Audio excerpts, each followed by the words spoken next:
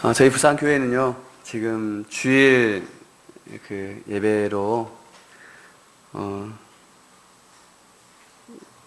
사도행전 말씀을 보고 있습니다.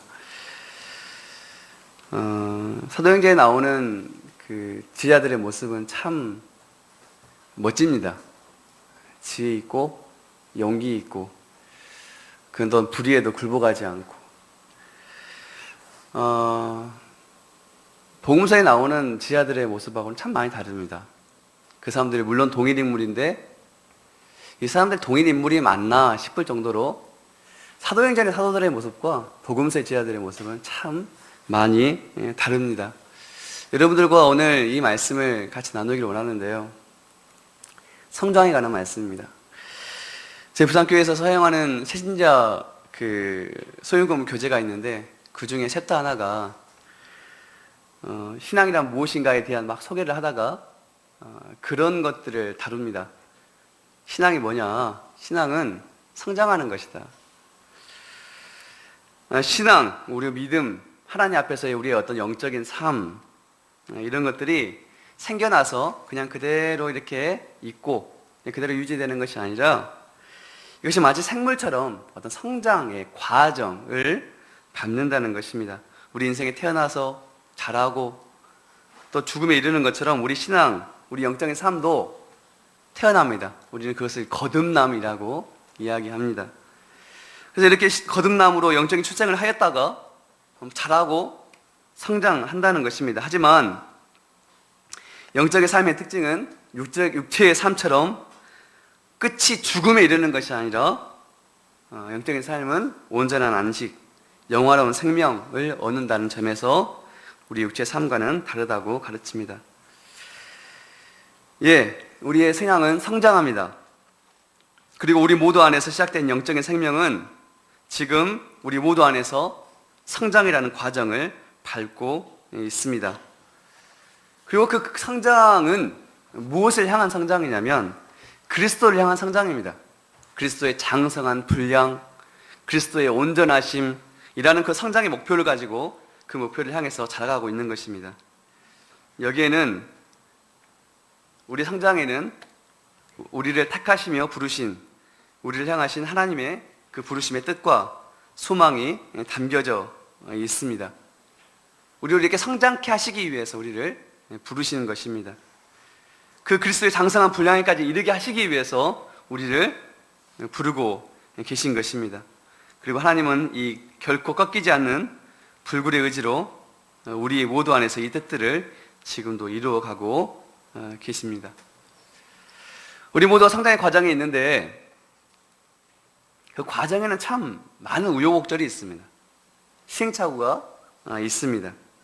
거기에는 또한 수많은 소망의 이야기, 때론 절망의 이야기, 좌절의 이야기, 또 한편으로는 다시 재기하는 이야기들이 이 성장의 과정이라는 그 신앙의 성장이라는 과정 속에 담겨지게 됩니다.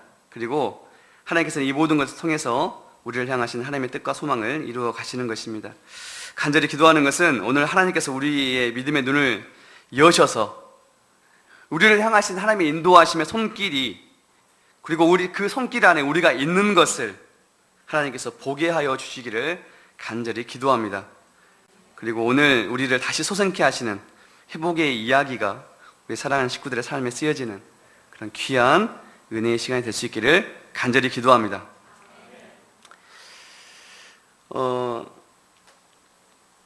아까 처음에 사도행전의 사도들의 이야기를 말씀을 드렸습니다. 참 지혜와 용기가 뛰어난 게 보여집니다. 당시 종교 지도자들의 많은 위협과 협박이 있었습니다. 근데 이들은 어찌된 일이 겁먹지 않습니다. 자신의 믿는 바를 꺾지 않았고 그들이 옳다고 생각하는 대로 그렇게 살고 그렇게 행동합니다. 기사선 같은 종교 지도자들을 향해서 그들이 막 이렇게 협박하고 위협하고 하니까 이렇게 이야기합니다. 야, 하나님 앞에서 너희 말 듣는 것이 하나님의 말씀을 듣는 것보다 더 옳으냐? 너희 말 듣는 것이 옳으냐? 우리가 하나님 앞에서 그렇게 하나님의 말씀을 듣는 게 옳으냐?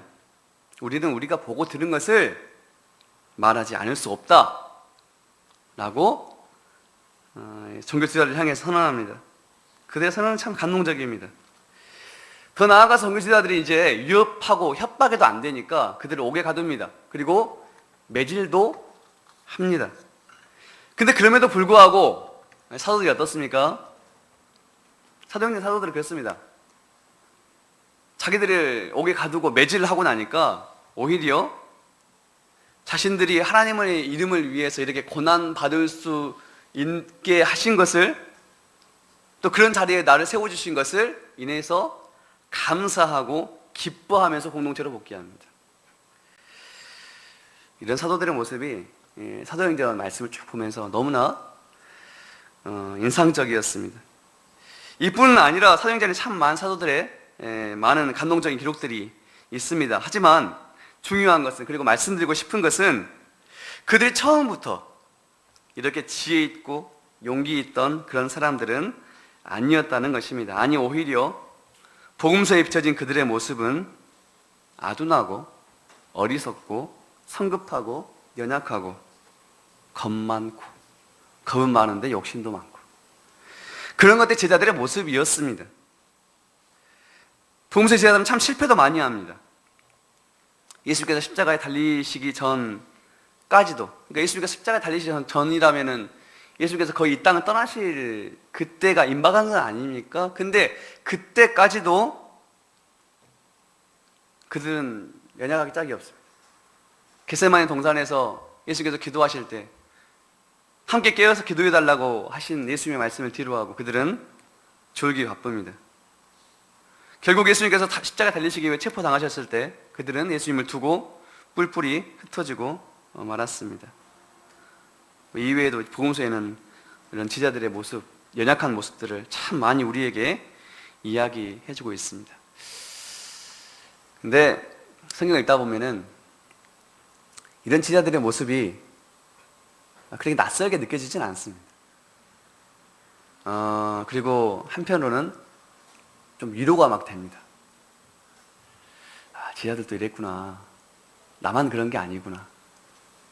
그런 것들 보고는 위로를 받기도 합니다. 그들의 부족함, 그들의 연약함, 그들의 어리석음, 그들의 영적인 아둔함 등을 통해서 우리들의 모습을 참 많이 발견하기 때문입니다. 우리를 항상 힘들게 하는 것이 그런 것이기 때문입니다. 살다가 그분을 따라가다가 내 연약함을 발견하고 내 부족함, 내 어리석음, 여기서 우리가 힘들어지는 건 아닙니까? 근데 복음서의 제자들의 모습과 딱 우리의 모습이 겹쳐지면서 이상한 어떤 위로를 우리가 받게 되는 것입니다. 예수님의 제자들은 근데 처음부터 그랬습니다. 그들의 어떤 외적인 어떤 갖춤새가 다 그렇습니다. 그 출신 성분 볼까요? 그 출신 성분은 우리가 다 아는 것처럼 갈릴리 사람들이 대부분이었습니다. 유대 본토 사람들로부터 갈릴리 사람들은 천대받는 사람들이 갈릴리 사람들이었습니다. 대부분이 갈릴리 출신이었죠. 그들의 직업은 어부였습니다. 그들의 교육 수준은 그렇게 높지 않았습니다. 유대 엘리트들이 택함을 받고 부르심을 얻은 것이 아니라 이처럼 많은 부족함이 있었던 사람들이 예수님의 제자로 택함을 받았던 것입니다. 예수께서는 이처럼 제자들의 부족하고 연약함을 아시면서도 일부러 이 연약한 자들을 택하셔서 제자 삼으셨습니다. 여기에는 하나님께서 이들을 통해서 우리에게 말씀하고자 하시는 바, 우리에게 전하고자 하시는 그 메시지가 있기 때문이라 믿습니다.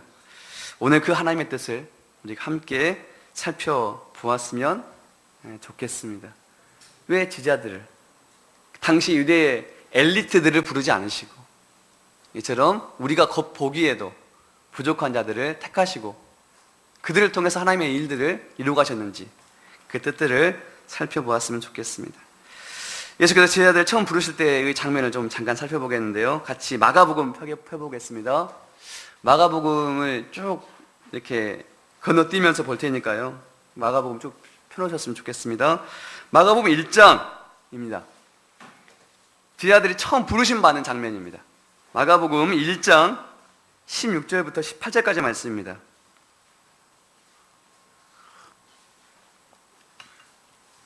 마가복음 1장 16절부터 18절까지 말씀인데요. 같이 한번 읽어볼까요? 시작.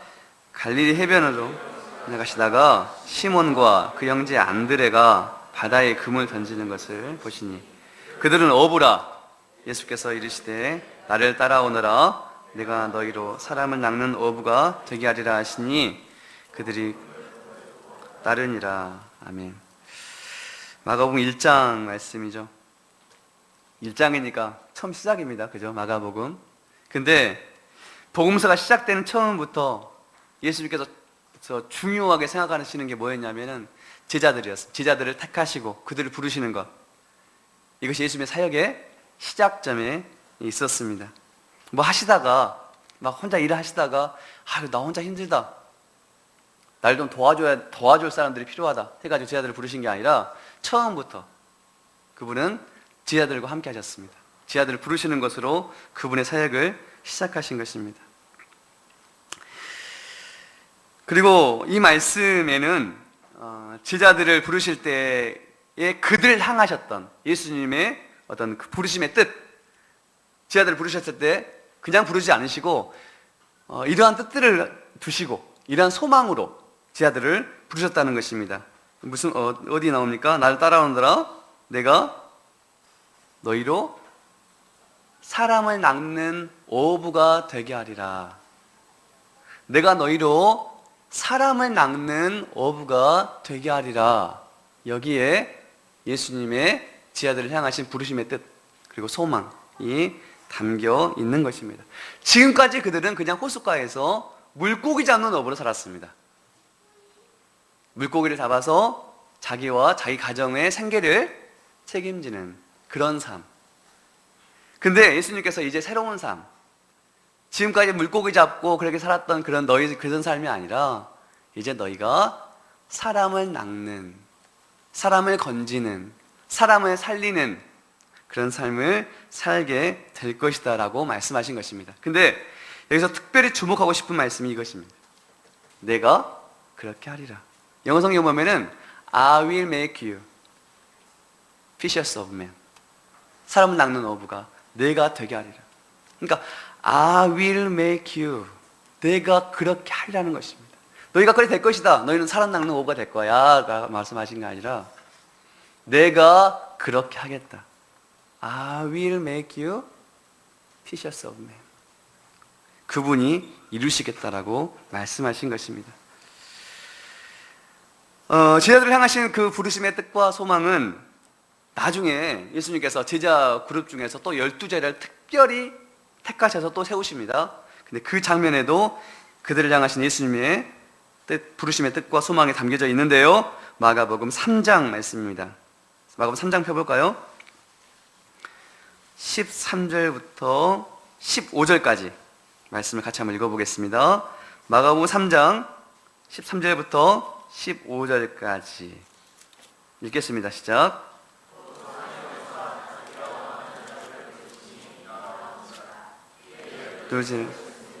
이는 자기와 함께 있게 하시고 또 보내사 전도도 하며 귀신을 내쫓는 권능도 가지게 하려 하심이더라.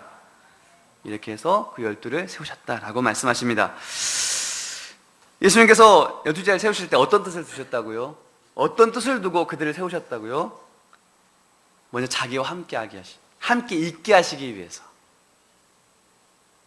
자기와 함께 계속해서 그 공동생활을 할 사람들, 그 사람들을 세우신 것입니다. 그리고 그 다음에 뭐예요? 전도도 하며 귀신 내쫓는 권능도 가지게 하려 합니다.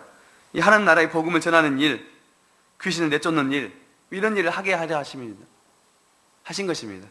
근데 이것은 지금까지 예수님께서 하셨던 일들입니다. 전도, 하나님 나라의 복음을 전하는 일, 그리고 귀신을 내쫓는 일, 이런 것은 다 지금까지 예수님을 통해서 이루어졌던 일들입니다. 근데 이제 너희를 통해서 이 일들을 하게 하려 해서 너희를 지금 세우고 있는 것이다 말씀하신 것입니다. 그러니까 이 말씀의 뜻에는 그렇습니다. 그들로 이제 정말 제자, 예수님의 사역을 이어받아서 이 생명의 복음 역사를 계승할 자들로 이 제자들을 세우고 계신 것입니다. 이제 예수님께서 이제 나중에 죽으시고 하늘로 올라가신 다음에도 이 생명의 복음 역사를 이 땅에 이루어갈 작은 예수들, 그들로 이 제자들을 세우신 것입니다. 이게 예수님께서 제자들을 세우신, 12제자도 세우신 부르심의 뜻과 소망이었습니다. 근데 이제 이어지는 이 복음서 속의 제자들은 예수님께서 그들에게 주셨던 그 부르심의 뜻, 부르심의 소망, 이것과는 정말 거리가 먼 제자들의 모습들로 계속됩니다. 그들은 여전히 영적으로 아둔하고 둔감하며 어리석고 모자랍니다.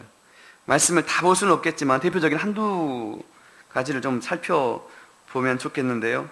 마가복음 8장 말씀 한번 펴보실래요? 마가복음 8장 말씀 보면은 여러분들 그 오병이어 사건 아시죠? 오병이어는 뭐 다 그 사건 다 아시는데 이 8장 말씀에는 어떤 게 나와 있냐면 우리한테는 생소해요. 칠병이어, 이 떡 5덩이와 물고기 2마리로 4,000명을 먹이신 이적의 사건이 여기 8장에 기록되어져 있습니다. 그래서 1절부터 쭉 10절까지가 그 내용이죠. 그 떡 5개, 칠병이어, 떡 7덩이, 그리고 그 물고기 2마리, 이걸 4,000명 먹이신 거예요. 이건 좀 생소하죠. 칠병이어 사건.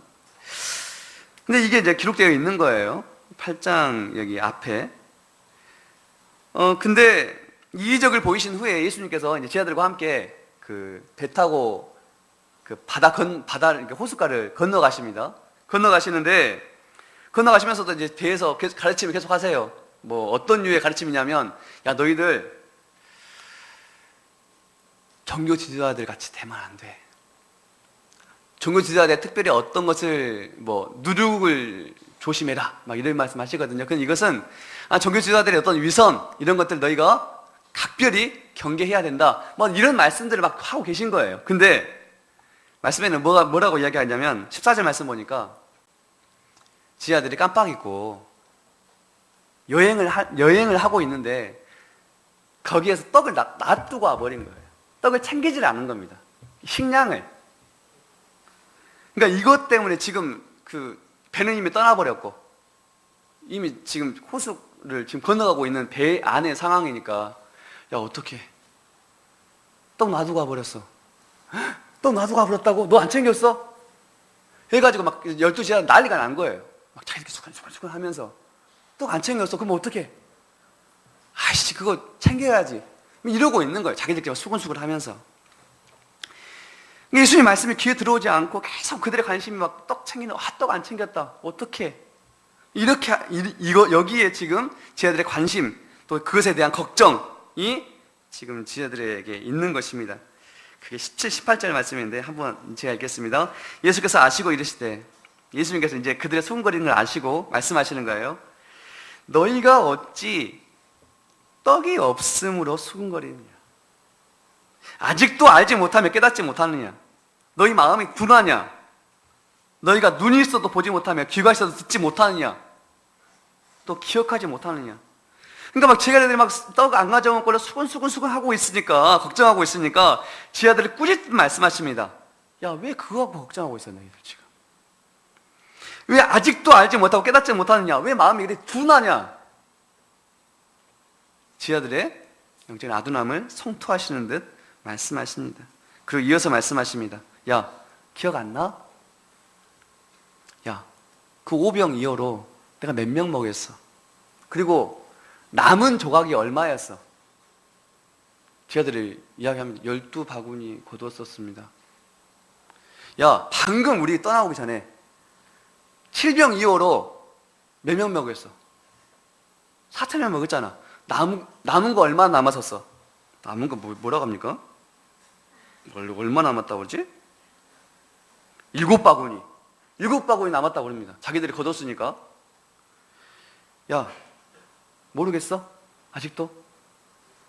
내가 그거 갖고 이렇게 5,000명도 먹이고 7,000명도, 4,000명도 먹이고 남은 게 이 정도였잖아. 근데 아직도 떡에 매여 있어? 너희들? 능력이 근원이 되시는 예수님께서 지금 그들과 함께 계심에도 불구하고 아직도 떡 때문에 걱정하고 있느냐는 말씀이십니다. 이처럼 예수님께서 어떤 영적으로 답답함을 느끼실 만큼 지자들은 영적으로 참 많이 아둔했던 것을 볼 수 있습니다. 마가복음 8장에는 참 중요한 게 나옵니다. 이게 그 복음서에서 분수령도 같은 사건인데 예수님께서 그렇게 말씀하십니다. 야, 사람들 나를 뭐라 하느냐? 뭐 요한이라고도 하고 뭐 엘리야라고도 합니다. 너희는 나를 누구라 하느냐? 내가 누구야? 너희한테 나 누구야? 뭐 주는 그리스도십니다. 하나님의 아들이십니다. 고백하죠. 고백한 다음에 이 고백 다음에 예수님께서 비로소 예수님께서 이제 고난을 당하시고 죽임을 당하셔야 될 것들, 그리고 3일 만에 다시 사셔야 될 것들을 비로소 말씀하기 시작하십니다. 8장에서. 근데 이렇게 이제 이것을 계속해서 반복해서 말씀하시거든요. 그분이 이제 내가 떠나갈 때가 되었다. 이제 내가 고난 받을 것이고, 그리고 내가 죽게 될 것이고, 근데 3일 만에 다시 살아나게 될 거야. 이것을 몇 번이고 이렇게 막 반복해서 말씀을 하십니다. 근데 한 장 넘겨서 9장에서 보면은 다시 예수님께서 이걸 언급하십니다. 지금 재차 언급하시는 대목입니다. 9장 30절. 반복해서 계속 예수님께서 이게 다가올 십자가의 고난을 미리 말씀하시고 가르치시는 것입니다. 근데 제 아들은 계속 이 가르침을 거부합니다. 이 말씀을 깨닫지도 못하고 묻기도 두려워합니다. 안 듣고 싶은 것입니다. 근데 문제는 바로 이 뒤에서 예수님이 이러한 말씀을 듣고도 그들의 관심은 어디 있었다라고 이야기하고 있습니까? 33절 말씀 보면은 그들이 이제 막 어떤 논쟁이 벌어집니다. 근데 무엇을 두고 쟁론하고 있습니까? 무엇을 두고 논쟁하고 있어요? 무엇을 두고 지금 아등바등 하고 있는 것입니까? 35절 말씀 보니까 누가 크냐? 34절. 누가 크냐 하는 문제로 그들이 이렇게 쟁론하고 있는 것입니다.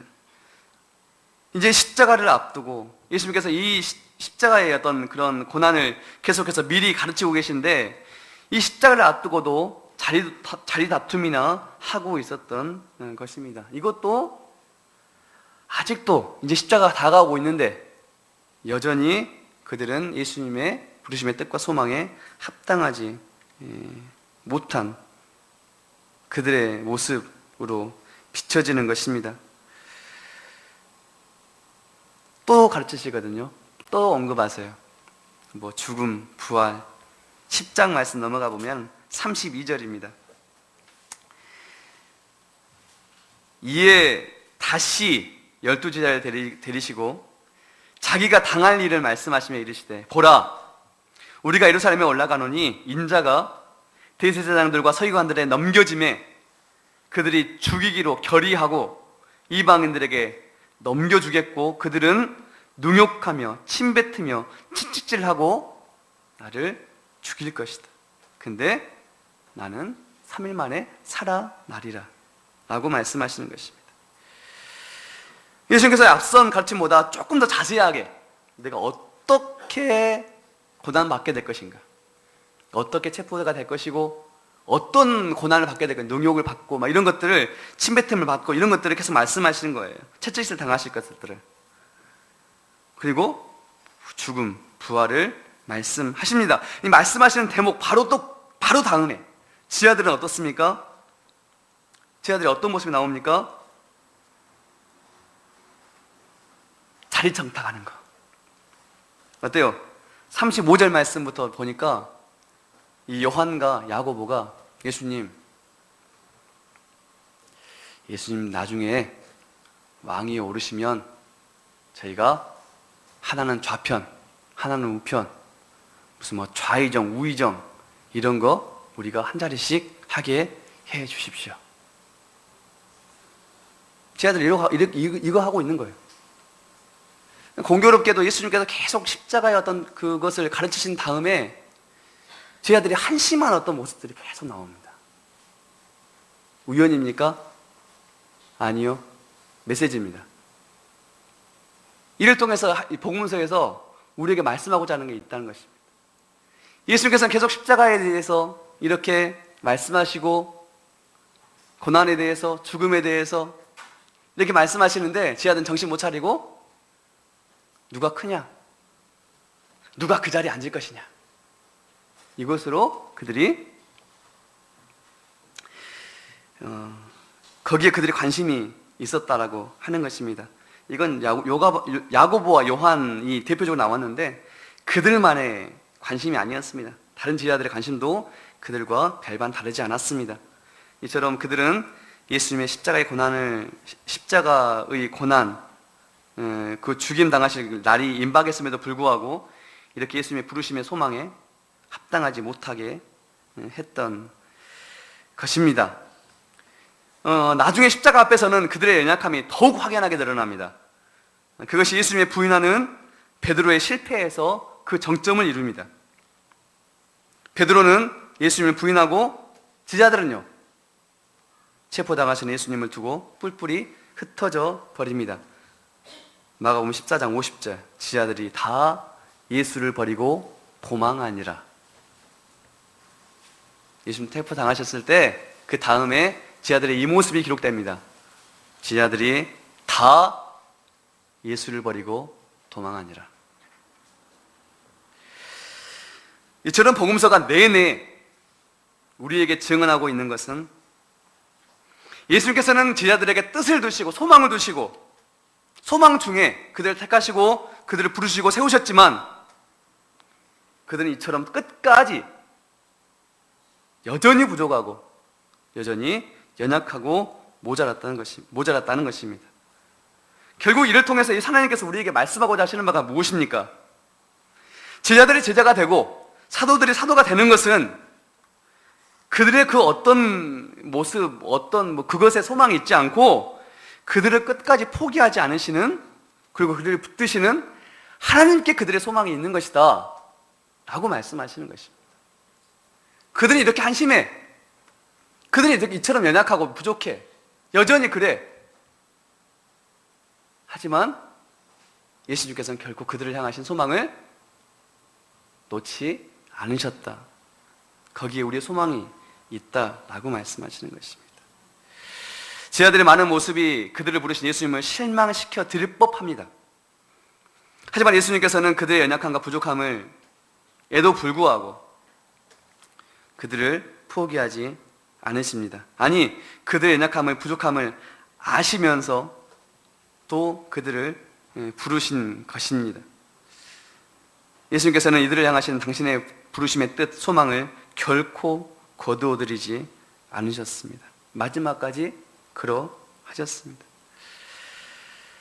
우리를 부르신 하나님께서는 그 부르심의 뜻대로 우리를 인도하시는 하나님이십니다.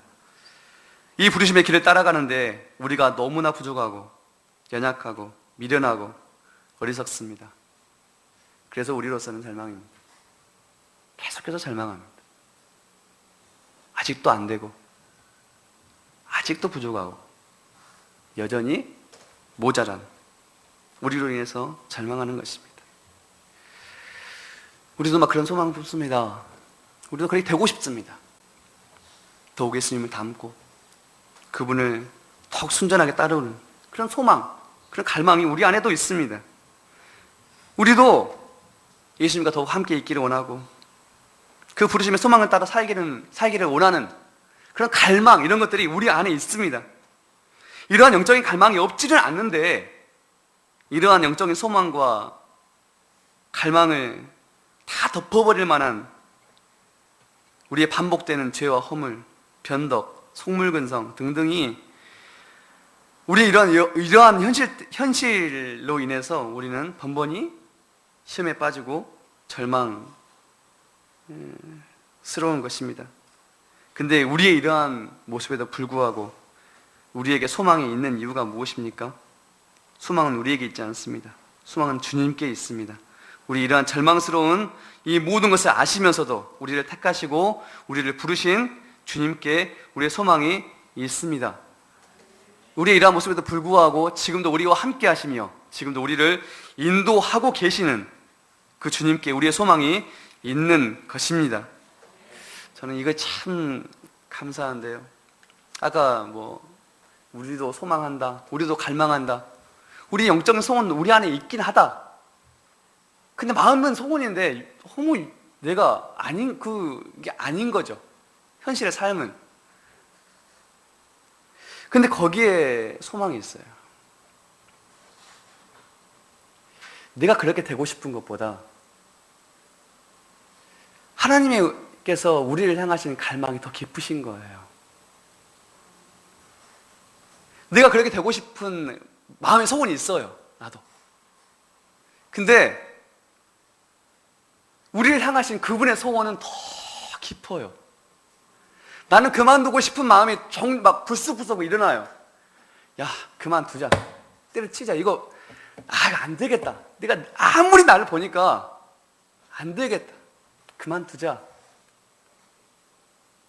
그런 마음이 불쑥불쑥 일어나는데도 결코 주님께서는 우리를 포기하지 않으신다는 것입니다. 우리가 그분을 닮고 따르기를 원하는 갈망보다 더 깊은 소망으로 우리를 인도하시는 주님께 우리의 소망이 있는 줄 믿습니다. 그분은 처음부터 당신께서 택하셔서 부르신 지자들을 향한 비전과 소망을 당신께서 친히 이루시겠다라고 우리에게 약속하십니다. I will make you fishers of men. 내가 그렇게 하겠다.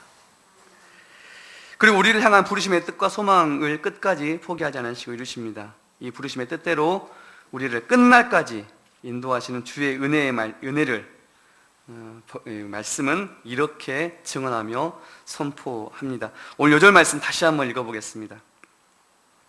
빌립보서 1장 6절 요절 말씀 다시 한번 읽어보겠습니다. 우리 두 번 연속해서 읽죠. 빌립보서 1장 6절입니다. 함께 읽습니다. 시작. 너희 안에서 착한 일을 시작하신 이가 그리스도 예수의 날까지 이루실 줄을 우리는 확신하노라. 너희 안에서 착한 일을 시작하신 이가 예수의 날까지 이루실 줄을 우리는 확신하노라. 아멘. 여러분, 사도 바울이 지금 빌립보라는 교회에 보낸 편지 중에 있는 말씀 아닙니까? 그죠? 빌립이라 했다. 사도 바울이 이렇게 이야기하는 거예요. 너희 안에 착한 일 시작하신 이가 그리스도 예수의 날까지 이 일을 이루실 것을 나는 확신한다. 하나님께서 너희를 향하신 그 시작하신 일들을 반드시 이루실 거야. 근데 왜요? 빌립보 성도들이 착하고 너무 막 순하고 너무 막 그래서요? 빌립보 성도들이 그래서요? 아니요. 빌립보 성도들은 여전히 우리처럼 또 연약할 거예요. 빌립보 성도들은 여전히 그들이 우리보다 훨씬 나아서 야 너희들 보니까 소망 있다 야. 너희들 보니까 너희들 통해서는 반드시 이루실 거야. 바울이 그랬다고요? 아니요. 바울이 이렇게 이야기할 수 있었던 것은 빌립보 성도들의 그 어떠한 것에 있지 않습니다. 바울이 이렇게 확신하며 이야기할 수 있었던 것은 그들 안에 착한 일을 시작하신 바로 그분, 그리고 그들을 지금도 인도하고 계신 바로 그분으로 인해서 사도 바울은 이렇게 확신하면서 이야기할 수 있었던 것입니다. 오늘 우리는 예수님으로부터 택함을 받고 부르심을 입고 세우심을 받았지만 그 은혜와 어울리지 않는 많은 우리의 부족함, 연약함을 만날 수 있었습니다. 하지만 지하들도 그러했는데 지하들의 그 부르신 소망처럼 그들은 살아남는 어부의 삶을 살았습니다. 왜? 이렇게 복음서에서 이렇게 부족한 그들이었는데도 불구하고 1세기 복음 역사를 책임지는 복음 역사의 계승자들로 그들은 살았습니다. 이것은 소망의 지자들 자신에게 있지 않고 그들을 끝까지 포기하지 않으시고 붙드시고 인도하신 주님께 소망이 있음을 선포하는 성경의 강력한 증언입니다. 우리가 믿음으로 살 수 있게 되기를 기도합니다. 어떤 믿음입니까? 우리를 부르신 주께서, 우리를 택하신 주께서 우리를 향한 하나님의 일을 이루실 것을 믿는 믿음입니다. 절망일 수밖에 없는 그 나로부터 눈을 들어 주를 보게 될 때에 우리는 소망을 보게 될 것입니다. 우리의 눈을 들어 우리 가운데 시작하신 일을 반드시 이루실 그 주님, 우리 주님을 바라볼 수 있게 되기를 기도합니다. 우리를 향하신 그 부르심의 소망을 따라 지금도 주께서 인도하고 계시는 줄로 믿습니다. 결론 맺겠습니다. 오늘 하나님께서 우리에게 주신 메시지는 사실 성경의 전체적인 맥락 속에서도 매우 두드러지게 나타나는 아주 중요한 메시지라고 생각이 들어집니다. 성경은 구약에서는, 그러니까 신약에서는 제자들을 우리가 지금 봤잖아요. 근데 사실 이게 구약에서도 계속 이어지는 메시지인데, 구약에서는 누구를 통해서 이렇게 이야기하냐면 이스라엘 백성들이에요. 특히 출애굽. 여러분, 가나안에 이르기까지 우리 지금 저 개인적으로 보는 큐티 책에서는 출애굽기 말씀 계속 큐티 하고 있거든요. 근데요, 난리도 아니에요. 출애굽기 보니까 가나안에 이르기까지 그들의 모습 난리도 아닙니다. 막 이랬다 저랬다가 왔다 갔다 하고 막. 구약에서는 이스라엘 백성들을 내세워서, 그리고 신약에서는 지하들을 앞세워서 소망은 주께 있음을, 약속을 이루실 분은 주님이신 것을 성경은 우리에게 강력하게 증언합니다. 출애굽한 백성들이 하나님의 약속의 땅 가나안에 이르고 거기에서 하나님 나라를 이루었던 많은 말씀들 속에서 우리는 이스라엘 백성들의 절망적인 모습을 만납니다. 참으로 이스라엘 백성들로서는 절망입니다. 결국 소망은 약속하신 바를 신실하게 이루신 하나님께 있습니다. 신약의 제자들도 마찬가지입니다. 우리는 부르심에 합당하지 못한 제자들의 모습을 보았습니다. 그들로서는 절망입니다. 결국 소망은 그들을 끝까지 포기하지 않으시고 그들을 향하신 소망을 놓지 않으신 주님께 있었습니다. 우리는 부족하지만 주께서 우리를 택하셨습니다. 택하신 줄 믿습니다. 우리는 자격 없지만 주께서 우리를 부르셨습니다. 우리는 여전히 연약하고 어리석지만 주께서 지금 우리 안에서 당신의 뜻을 이루고 계시는 줄 믿습니다. 여러분, 우리는 과정 중에 있습니다. 그리고 그 과정에서 우리의 수많은 연약함과 아둔함과 어리석음이 드러납니다. 하지만 결국 우리는 할 수 없으나 주께서 우리 안에 두신 당신의 뜻을 그리스도 예수의 날까지 이루실 줄로 믿습니다. 주를 믿는 이 믿음으로 소망 중에 우리에게 주신 길을 걷는 우리 사랑하는 모든 주사랑 선교교회 식구들이 될 수 있게 되기를 예수 그리스도의 이름으로 축복하며 기도합니다. 함께 오늘 말씀 붙들고 같이 기도 잠깐 하시겠습니다. 개인 기도 하시는데요, 말씀을 통해서 지하들의 그 영적인 아둔함들, 어리석음들, 그 많은 모습들 속에서 우리의 모습들을 발견합니다.